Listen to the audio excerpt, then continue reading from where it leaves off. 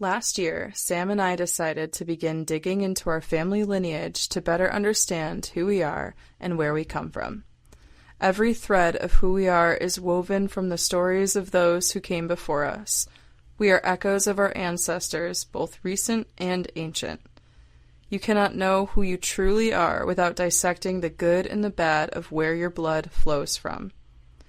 Today, we are heading back to the ancient palantine landscape throughout time to look at their death rituals, most notably the Talheim Death Pit. Digging through your ancestors can be both beautiful and brutal, and today we are uncovering the dark truth of death in Neolithic Germany and beyond. Welcome to Who Are You? Curious Stories of Family Lore.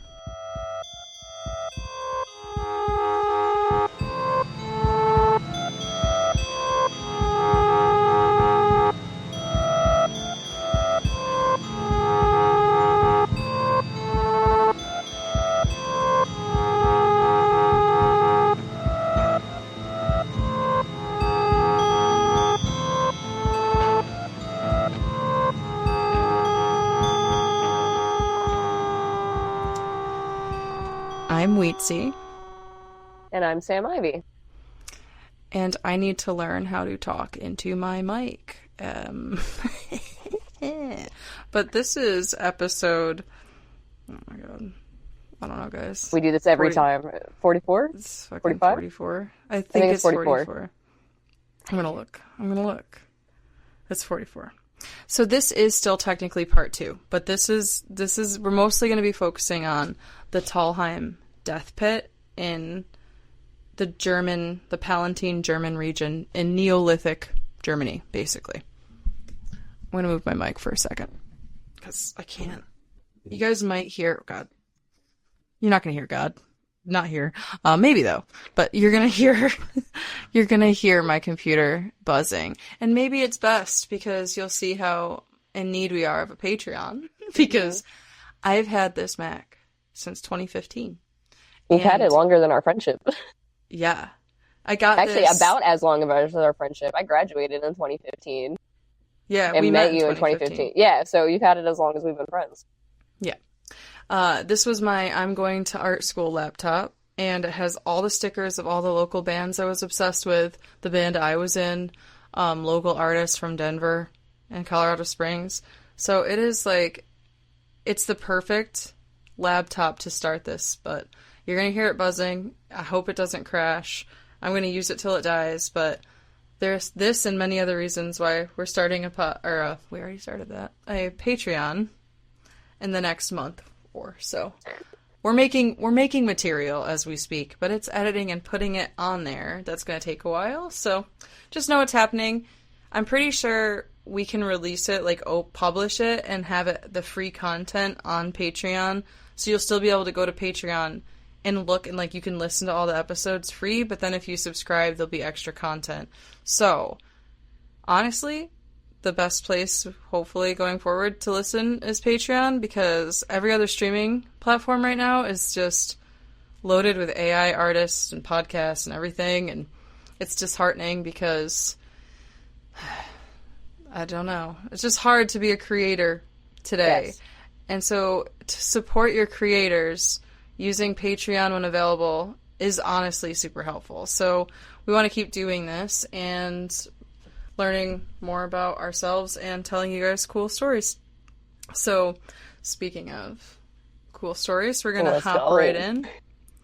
So, first, we've been talking a lot about death lately and funerals, and that's because, obviously, Sam's great-grandma Duff passed away, and, she talked about that last week. And we kind of mentioned my mom, too. So, my mom passed away it's been longer than that. Oof, time is weird. 2019. December 18th, 2019. And our death ritual, when my mom died, was the thought of putting her in the ground, just it made us freeze. I can't even describe it. It's that final goodbye. That, I have to travel to a graveyard to It solidifies fear. it. Like, it kind of, Yeah. it solidifies it. It's like that closing door on that chapter. Yeah. So, the act of cremation, you know, to me has always just been terrifying. It's been something where I'm just like, oh my God, you go in a body and you come out ashes from this giant oven? That's the witch soul in you, though, because my mom and I also have a fear of fire, whether it's like our house burning down when we're away or, Oh, cremation, yeah. something along those lines. And we've always just kind of chopped it up to we were witches in a past life, and it's just a internal fear. So, Yeah. side note, I think that's where that comes from. Well, we've talked too about how we're both very, very like scared about our house. Like you just said, catching on Yes. fire. We unplug things when we leave. And I was terrified living by myself. Like, I unplugged everything but, like, the main I stuff remember. that you stay in. Yep, I remember. Yep, I remember like waking up in the morning and you plugging in everything when I stayed coffee there. pods. Yeah, and I still do that. Like I will unplug like the KitchenAid. I'll unplug if the air fryer's upstairs because we keep it in the basement storage because our kitchen It's an old counters aren't house super too, big. so like I'm always Yeah. scared with my house being old as well, and it's not as old as yours, but still older. Like shit happens. Yep. So, but the idea of cremation has always like kind of just like messed with me. And so it really messed with me when, oh my God, my thought was, okay, you're taking my mom.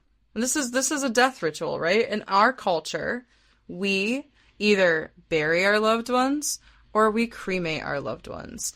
Nothing else is really normalized. If you're going to do anything else, there's this new, I don't think it's new, but new to me, water cremation, where you still end up with ashes, but you get like an essence, like a bottle. I have no idea how it works, but I just saw it's like more ecological and you can use the parts of the person for like farming and other things. But back to, my brain's always been like, either you're getting buried and you're decaying, or you're getting lit on fire and you're becoming ashes. Both things seem fucking awful. Like, neither one of those things seem good. So when I was like, okay, my mom's gonna get cremated, my brain went back to our dogs who got cremated. And they got returned to us in sealed wooden boxes. They were like this beautiful thing. And I remember as a kid, my friend Grace, shout out to you, Grace. I hope you're living a great life. She had a Great Dane, and that Great Dane died and got cremated. And I just remember the box being so beautiful, and it was like sealed shut. And I remember being like, "That's cool. You're keeping them with you, and it's a nice, beautiful wooden box. Like it looks like it's handmade. Like that makes sense." Did it have the dog's name on it too and everything? I think it did. I can't be sure, but I'm pretty like a gold plaque or something. Yeah, see, because Pax, since she passed away at the beginning of the year, that was our Rottweiler. She was the first dog I've ever had cremated. Because growing up, we had 5 acres, so anytime our dogs died, we had, literally, I used to call it like the pet cemetery, because that's what it reminded me of. Because you would go back to a certain area in the woods. It was far enough back where the other dogs don't travel, but that's where we had markers for every single dog we had that, dogs, guinea pigs, or whatever animal we had to bury got buried back there. That's awesome, though. Having one place for them all is great. Yeah, but now it sucks because it's Shirley's house and I can't ever go back. So somebody now owns 5 acres that has my pet cemetery. Yeah, that part sucks. But the box they gave us for Pax was beautiful and exactly how you described, brown, gold placard, and everything like that. And I found the same one that Duff had for her dog, and I brought it out for her right before she died and laid Jumper by her feet. Yeah. So that to me is what I was picturing.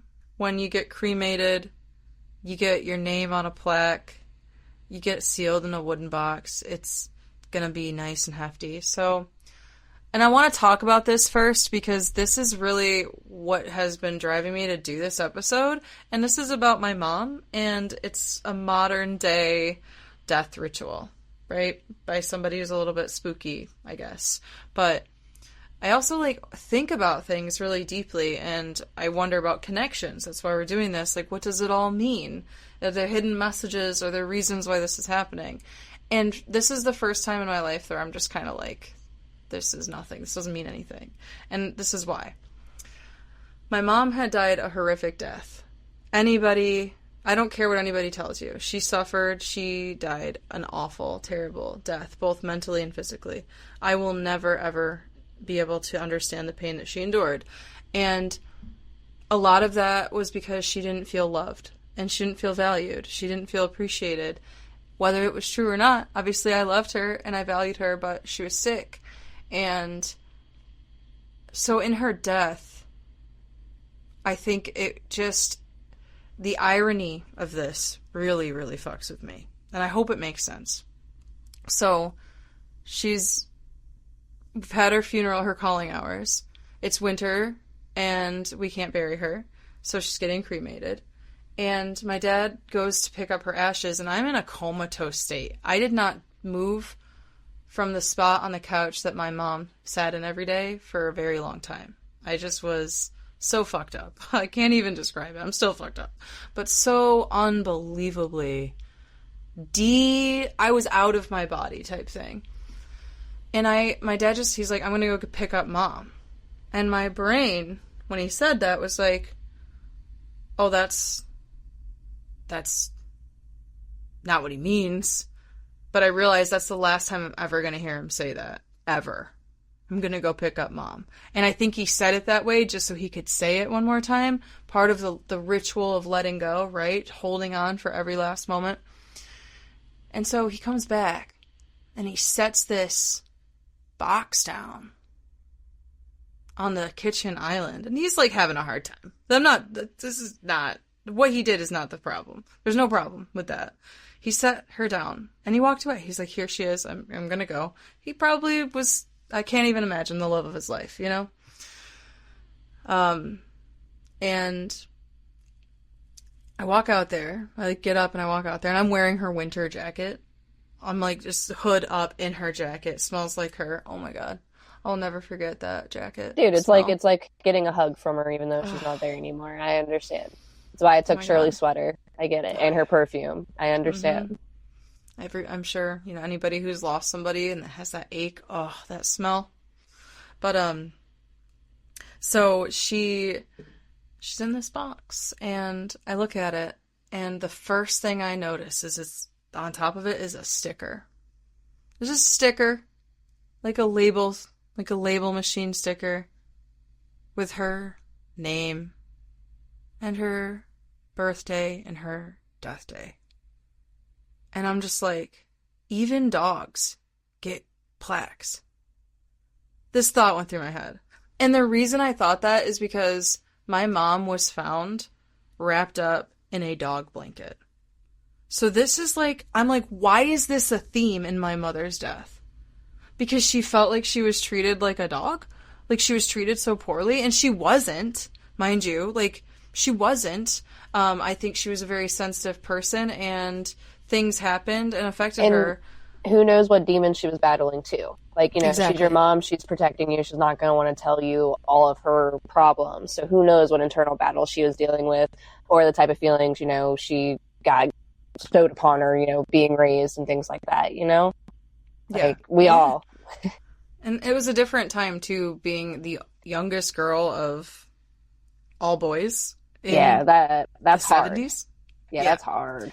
So it just it really bothered me. And so it made me be like, yeah, I don't want to be cremated. Like, I feel like this. Oh, this is It was very part, disrespectful. Right? Like, it felt like a slap in the face. It did. But then it gets fucking worse. I thought this box was going to be sealed.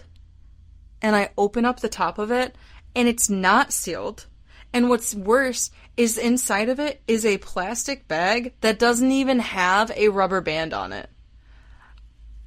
Her ashes leaked out, just like a puff of her came out, and I inhaled it. And I was like, oh my God. And I closed it, and I shut it, and I sat back on the couch, and I don't know how long it was until I moved again. But holy traumatizing fuck. My brain was not, I don't know what I was doing touching that. What were you doing touching that? Oh my God. Oh my God. It's your mom. I mean, when because Shirley was cremated, because when she died, Cheryl and Tracy didn't want to pay for her to get buried. in a casket, doing that. It was cheaper to get her cremated and just bury the box. So that's what they did. And when she got cremated, they didn't give me an option to even take part of her ashes, because I would have taken part of it and had it in a necklace or, something just to have with me. But that wasn't any option that they gave me.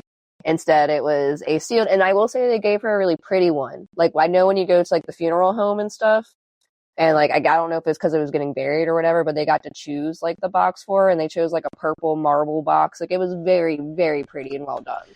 Yeah, I think with the situation with my mom, it was very much like, oh, this was unexpected. This is winter. My dad's in shock. Like, whatever I think my dad was just like, hey, whatever you gotta do. Just, she needs to be cremated. I mean, he probably was just as numb as you, if not, like, who knows? He probably was on autopilot. Because, like, when my grandmother lost my grandfather, she lost at least 2 weeks. Like, she couldn't tell you what happened at the funeral or anything on those lines. She was on straight autopilot. Oh my God. I didn't go back to Colorado. Oh my God. I was supposed to go back after a couple weeks, and I was just like, nah. I just stayed. I just was like, nah, I don't know. But anyways, I brought all of that up, one, because my mom is the driving force behind, like, a lot of the reason I do research, because I feel like I didn't get to know her like I should have. And so retracing our ancestry gives me a lot of, like, answers to who she was, potentially, and makes me feel closer to her in ways. And so this death ritual thing is relevant because it was my mom and my grandma, her mom, who my whole life have shrouded us in Dutch folk art.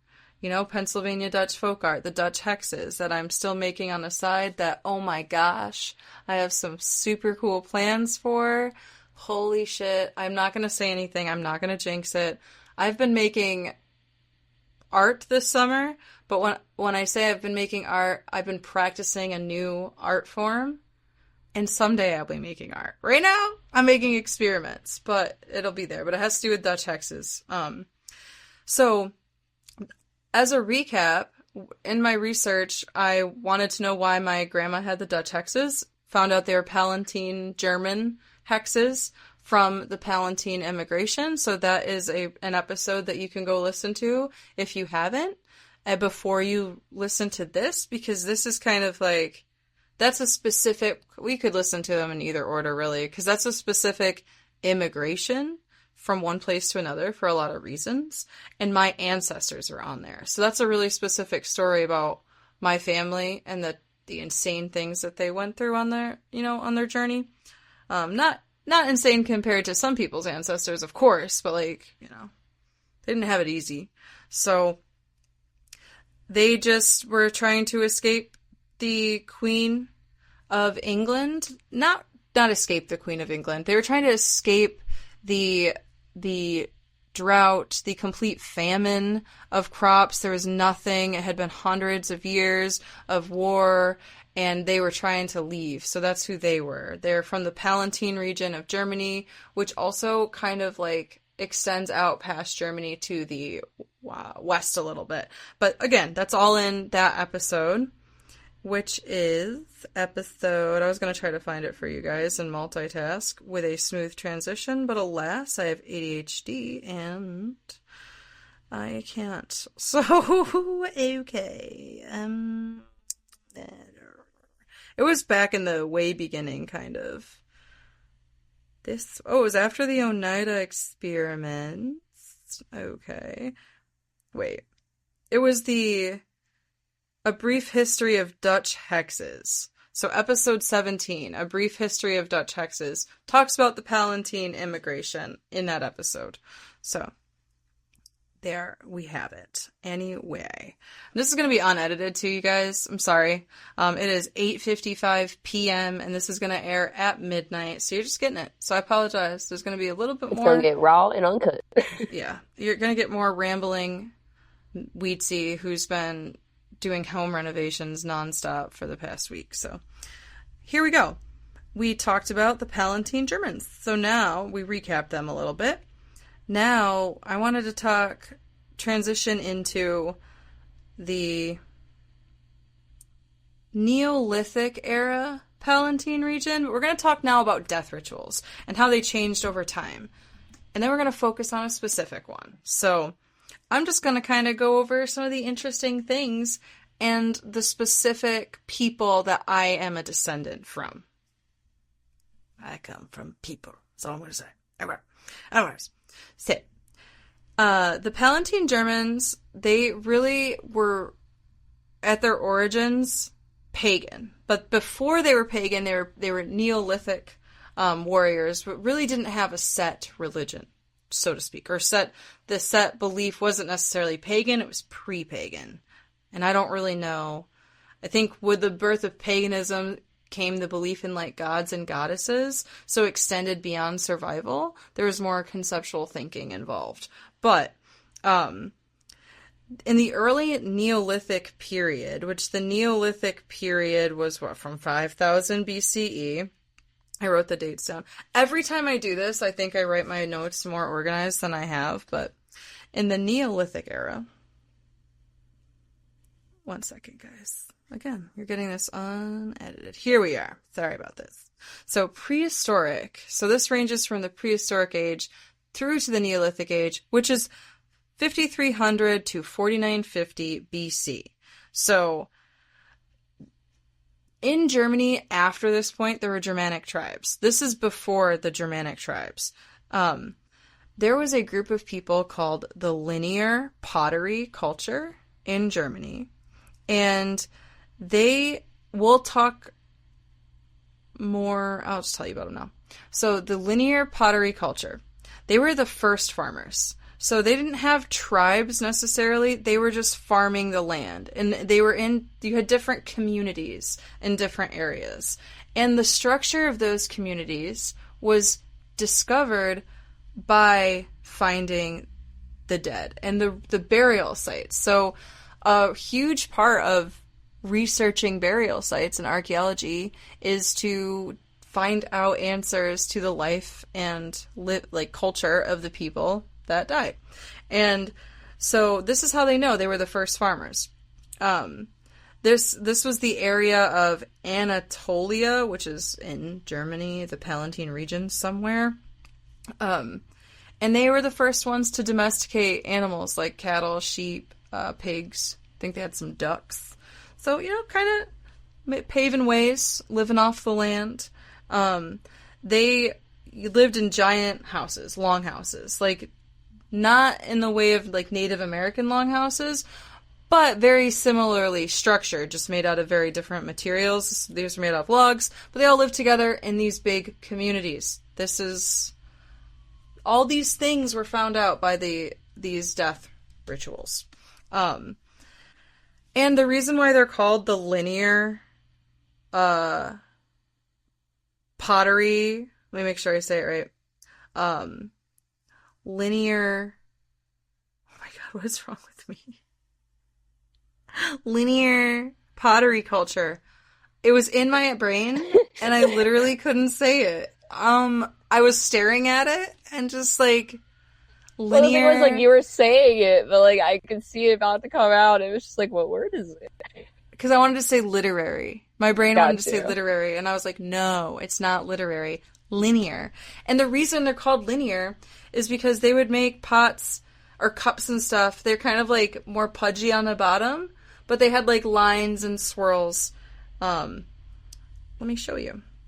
And then I will post pictures for you all. So that's why they were called that, and they are obviously dug these things up, but they're kind of cool looking. Whoops. Those are tight.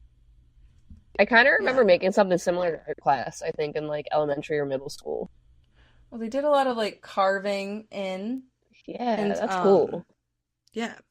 So I'll post some pictures, but they do have a very kind of, like, distinct, almost, like, door handle bell shape. It's hard to describe, but they are kind of pudgy on the bottom. They look obviously hand formed. They didn't use wheels, so they're hand built. Yeah, they're definitely pudgy. Yeah, they're cute. I like them. But anyways, that's who they were. So, Now, what is so interesting about these guys? Well, they were known for some death sites. They were known for some stuff that was based off of their family units. So, over the course of my research, I found a few different death sites. And what are death sites? Well, in this context, they're kind of like, oh man, it's hard to, we'll get there. But they're different from the ritual centers. So, there are these death sites that we're going to talk about, but I'm trying to withhold information until I talk about that. But then there were ritual centers, and ritual centers were different. So ritual centers were the archaeological site, specifically for this one at Herxheim, near Landau. Oh my gosh, I don't know how to pronounce any of these places, but they're all in Germany. And this is where basically there's evidence of complex, violent rituals like sacrifice. Fragments of over 1,000 individuals show signs of deliberate post-mortem processing. So whether or not they processed them for like sacrificing to the gods or consuming themselves. Ritual trauma, meaning trauma inflicted while the person was alive in a ritualistic manner. And there was a lot of wearing other people's skull caps as hats as well. They did that a lot, which Okay. I don't know why that absolutely fucks me up. My head itches right now. Yeah, like it made my head tingle a little bit. Yeah. I just don't know how I don't like that. That's what I mean. Okay. So then as time progressed, so they lived in these communities. I think I just got to talk about it now.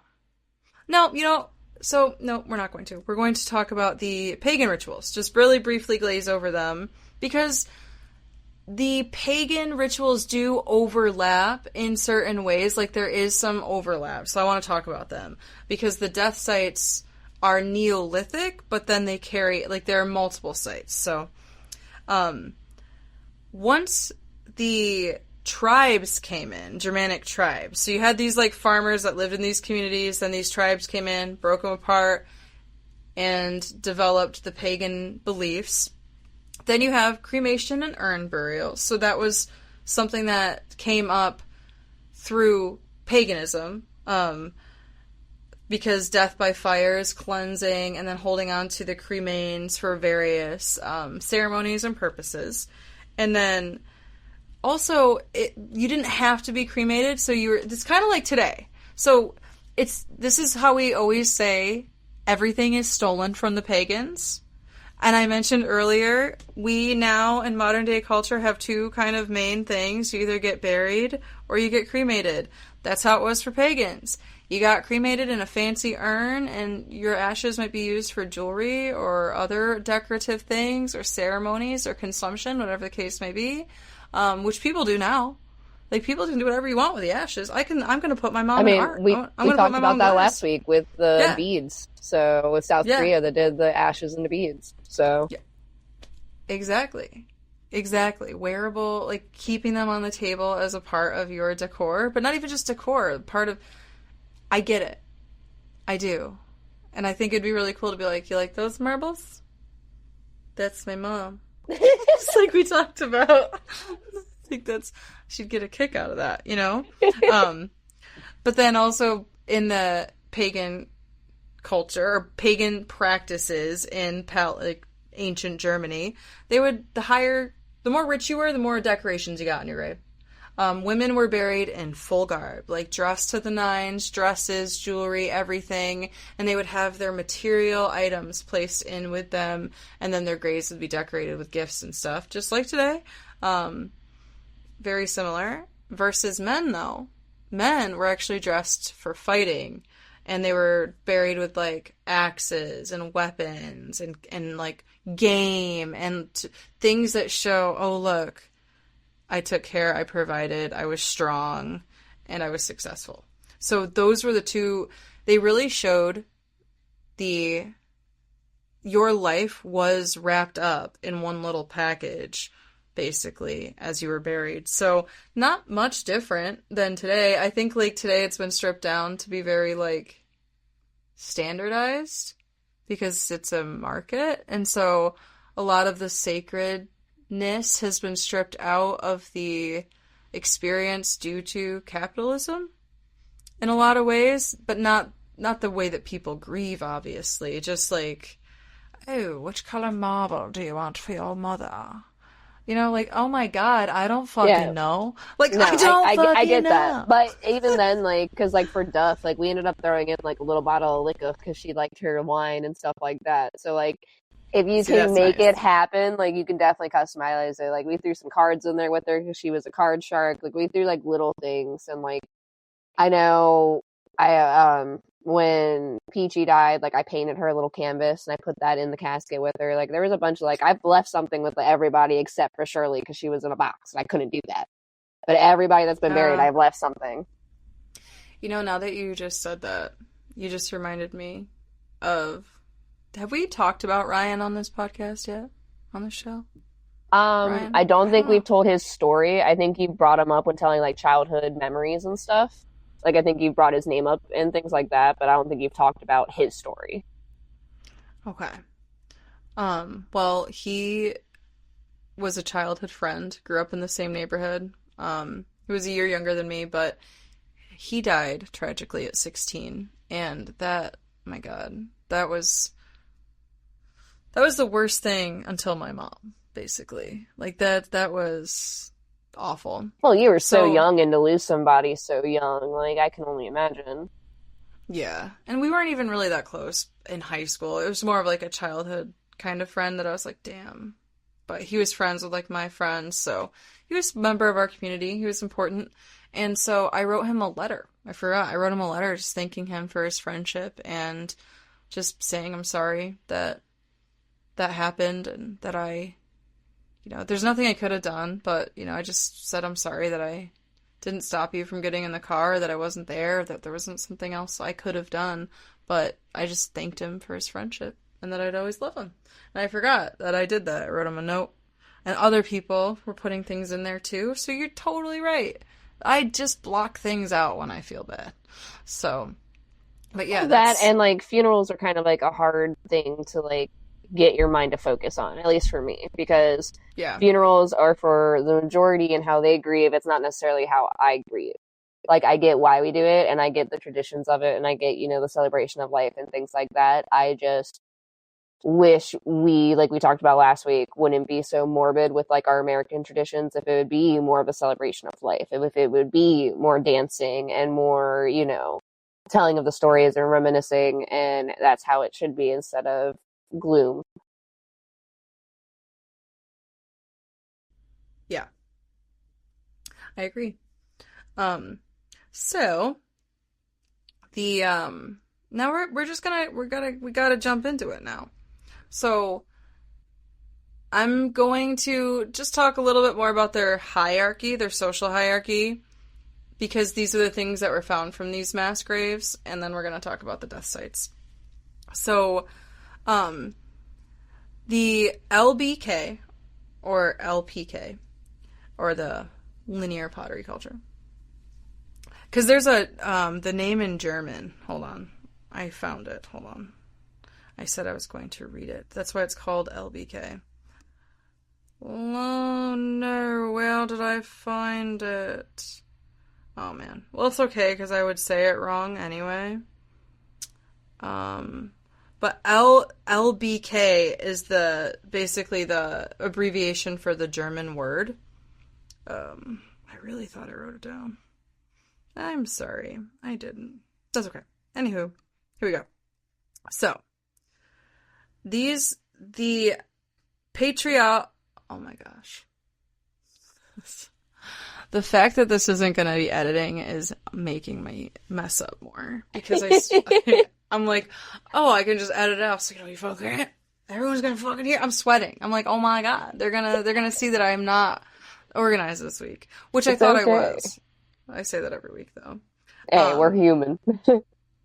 So basically, families were organized based off of the guy's family. So you had a giant community, but they were all related.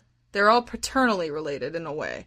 But what would happen was when the girls got of age, they would send them to a different community. So they rotated the girls. So the matriarchal DNA was constantly rotating, keeping the gene pool diverse. But men stayed with their family and in their village for their whole lives. They never left. And women didn't have a choice. They couldn't stay. So that's fucking, oh my God. I was like, when I heard that, I'm like, oh my God, is that why, like, I have wanderlust so bad? Because, like, all of my mitochondrial DNA ancestors were forced to leave their homes and start new. And now I have that, like, feeling deep inside me that I'm like, can't even tell you how bad I had to leave when I graduated. Like, I was like, I need to get out of here. I need to go.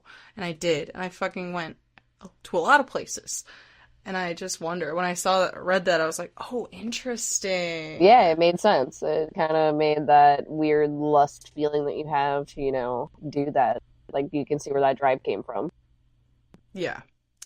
So, now, I want to talk about the main guy here. I have to go back to...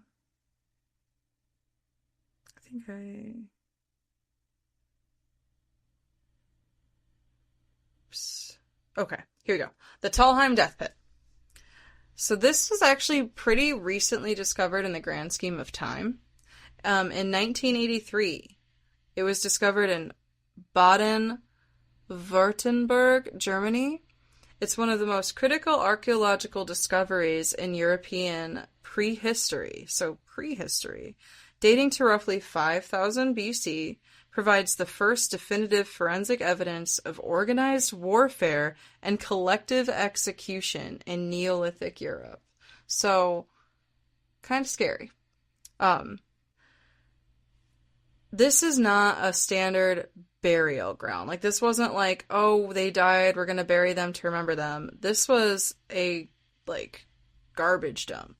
Like, this was where trash was being put, and then these bodies were put on top of it. So this was certainly to send a message.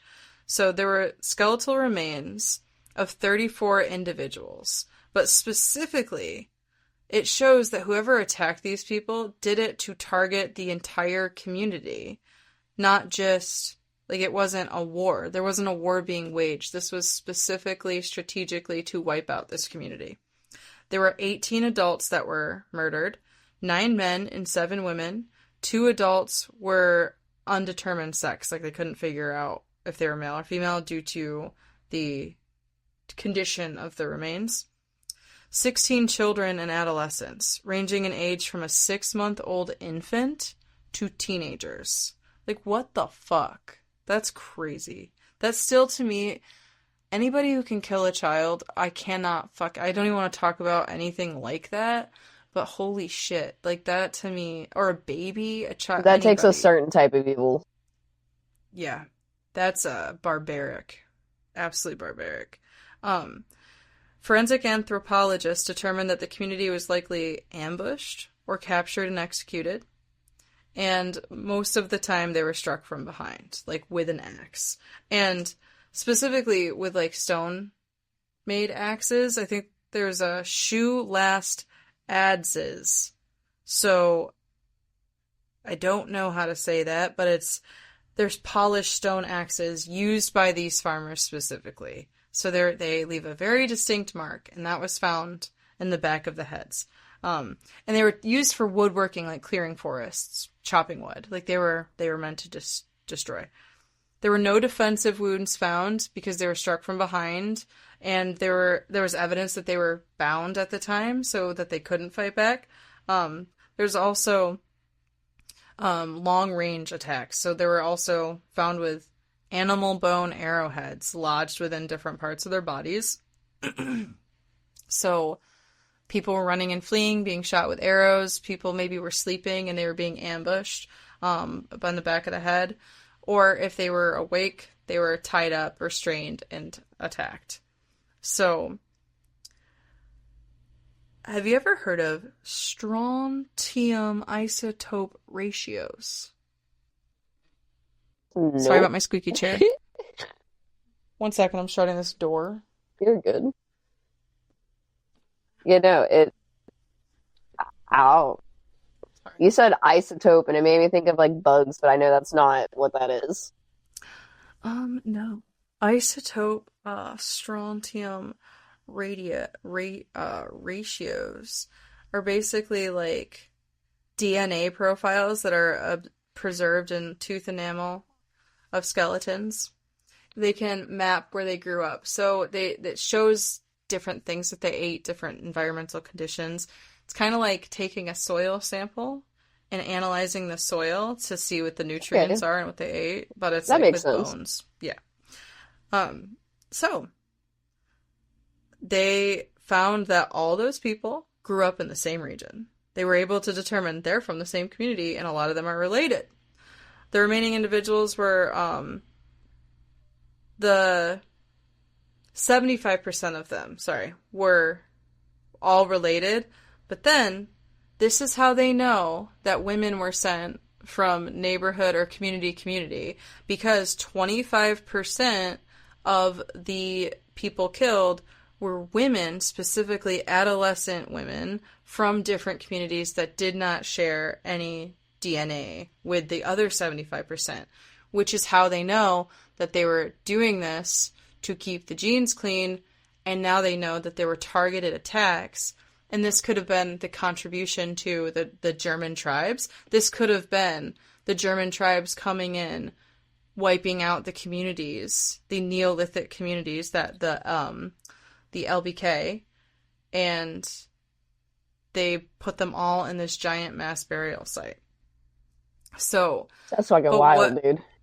Yeah. But also, what these tribes, people, I don't even know if it's Germanic tribes, there was just evidence that they're from a different community. But they're more warfare heavy, which is it's less characteristic of the LBK. It's more characteristic of Germanic tribes, which came later. So, the other thing that these guys did is if the LBK were fighting amongst each other, because there is evidence that they also did fight amongst each other, they would also steal the women. So, that was just either the women were getting stolen or the women were being sent. But either way, this was a rotation that was happening.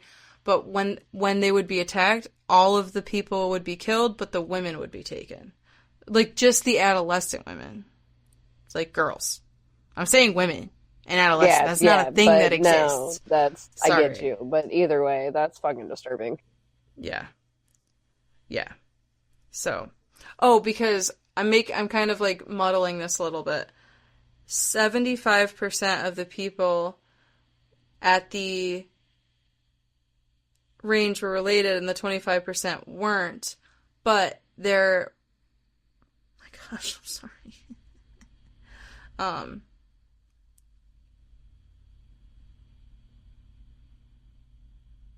Yeah, so I just confused myself in real time. The 75% of the people were related and the 25% were not related. They were women, but they were older women. So the women that were absent from the site were the reproductive adolescent aged girls taken. So there were none in the remains, which is how they know that they were taken.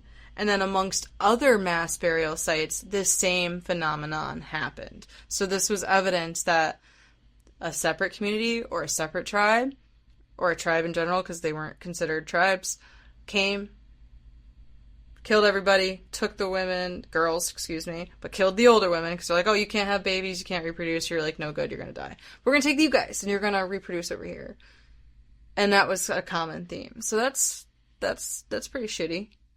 So, it just makes women just an item, back then. It just makes them where they were not people. They're literally just an item to be traded or stolen, and that's disturbing. Yeah. So there's a lot of reasons or speculation why the massacre happened, because this occurred right at the decline of the LBK culture. So when the Germanic tribes were coming in, when paganism was really kind of taking root. And so, I mean, that right there, it's kind of, instead of attacking outside communities too, because everybody's starting to die, the hunters and gatherers, the tribes are coming in. So they started turning on themselves, like the separate communities, because they're near the end, they're panicking, so they just figure, take your resources before the outsiders do, which is so shitty. If you had banded together, that maybe wouldn't have happened. There's also severe drought in 5000 BC, so that shows that it was really, really hard to farm. Their way of life wasn't working anymore due to the changing environment. The soil exhaustion due to the lack of water. The soil started to basically just get more like clay-based and not usable, more rocks, and less nutrients within the soil. And so the goal of the people attacking wasn't, like, it was to get rid of them, because they were like, you're taking the resources we need. You're a large community. We're just going to come, take you out, because the hunters and gatherers, the tribes, they move. They're nomadic. We can't really catch them, but you're settled here, so we can get you. And we're going to kill everybody and take your young girls. So, for survival. So, before I said it could have been the tribes, and that has been the case. Like, that was a common fight, but this specific fight, or this specific site, to clarify, is believed to be because they were trying to survive, so they were wiping out other communities. So that is the massacre at Talheim Death Pit. Jesus They're also Christ. Yeah, I didn't mention, like, why is it called a death pit, because I kind of did, but there's a giant pit that's dug, but there's garbage and other things in there, so they were all just thrown in. But there was evidence that they were tortured, both dead and alive, in just kind of barbaric ways. There was no ritual about it. It was just to get them out of there. On top of that site, there are other sites as well. So the one that I just talked about had 34 victims. But Aspern-Schletz is basically Austria. That had 67 plus unburied bodies. They were left out, so they were killed for the same reasons, basically. One community trying to take out the other for resources. And they just left the bodies out to be scavenged. So there were all these, like, just 67 bodies just out being picked at over time. Herxheim, which is the ritual site that I talked about before, that had over 500 bodies found at the site. And those were systematic bone smashing, ritual mutilation, and cannibalism. So they would eat the bodies as well. So the reasons behind all of that is kind of unknown, because it's not necessarily like, why are you ritualistically bone smashing if your goal is to take the resources? So for those, those are probably deep dives as well. There's more reasons than just taking the land, But yeah. Yeah, definitely. If you're going to go like that hard into it, that seems more of a deep, more emotional motive than just give me all land. Yeah. But that's really it. I kind of just went into that rabbit hole on the... I want to make sure I'm saying it right, so I was looking to see if I could find a pronunciation, but I think Talheim is right. So okay. That's the Talheim Death Pit. Discovered in Hell yeah, 1983. dude. Yeah. So that's all I have. No, I mean, you definitely taught me something new. I did not know about that. I do think it's cool that, like, how we've said before, that everything kind of, like, falls from, like, pagan, like, it's, like, rituals and things like that. So I like that tie that you did into it. finding out the very barbaric traditions. It's wild because, like, yes, to us it's barbaric, but you know, to them that's just what they grew up knowing. So that was their norm, and to think that that was like their headspace at the time is like a wild concept, you know, to kind of like wrap my brain around. Yeah. And that, I was thinking, like, when I was looking into this too, and I'm glad you brought that up because I would have forgot this. I was like, okay, when we learn about horrific things that happen, like the chameleon killer that you talked about, or the other guy, well, the chameleon killer, he hides in plain sight, he morphs, he becomes who he needs to be to blend in, but he's so barbaric and dark and twisted. It's like some people just get a gene that connects to them, to that ancient, like, anger and that's the thing, is violence. I feel like we all have that. It just depends on what you have in your life that like makes you snap or makes that click or makes that connection, you know? Like, yeah. that, Mm-hmm. and that's Trauma. Trauma, anything really. Like, But, like, also, some people are just fucking born evil. they are. Like, they come from a great family. They're loved. They go to a good school. They've never And that's had why, like, any I'm a firm traumas. believer of reincarnation. So whoever they were in a past life obviously didn't learn, and being born again, like, you bring that over with you, even if you don't know it. Yeah. Yeah. Holy shit. It just made me wonder, you know, like, we all have to admit, every single one of us comes from a line where there has been violence. There has been fucking terror. There were things that were so normal day to day that we would just fucking crumble at the thought of. And so looking into this, I was just like, man, I was in one of the communities that, like, somebody snuck away and survived with one of the tribes because that's where we were.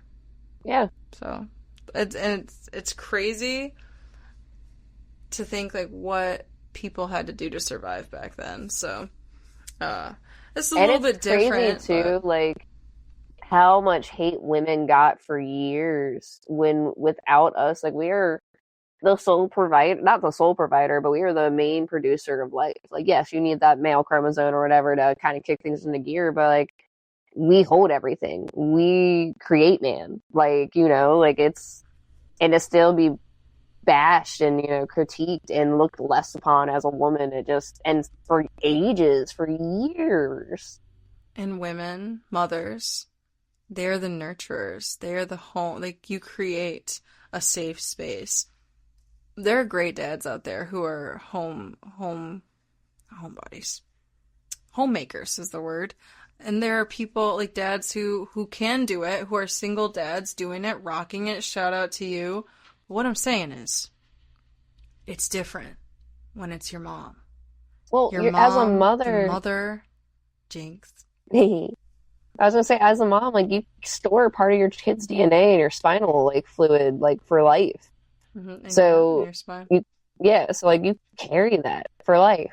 So no man out there could say, like, I carry my kid with me for life. You know, like, I feel like that in itself just creates that internal connection, and that just something that's undescribable. And I'm not a mom, so I don't even know what that feels like. I just know my mom having 5 kids. Just imagining, like, I don't know. Like, it's wild to me.